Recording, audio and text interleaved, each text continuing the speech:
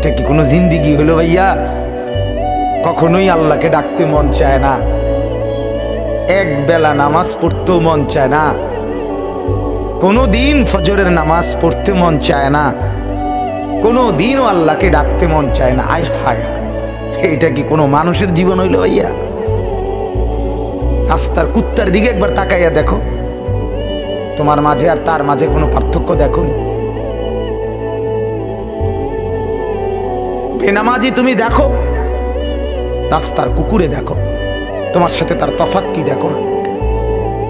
বেপর্দা মহিলাকে বলো না যে বোন দেখো রাস্তার কুকুরের সাথে তফাৎ কি? বেহায়া নারীকে বলেন এক কুকুর দুর্গন্ধ ছড়ায়, বেহায়া নারী তার চাইতে বেশি দুর্গন্ধ ছড়ায়। বেপর্দা নারী সমাজ আরো বেশি নষ্ট করে, সমাজ নষ্ট করে। যে মেয়েটা বেপর্দা হইয়া অসংখ্য যুবককে নিজের শরীর দেখাইল, আল্লাহর কসম এই সমস্ত যুবকের গুনার সমপরিমাণ পীড়া ওই নাফরমান মেয়ের কাঁধে উঠবে, মহিলার কাঁধে উঠবে, কোনো সন্দেহ নেই।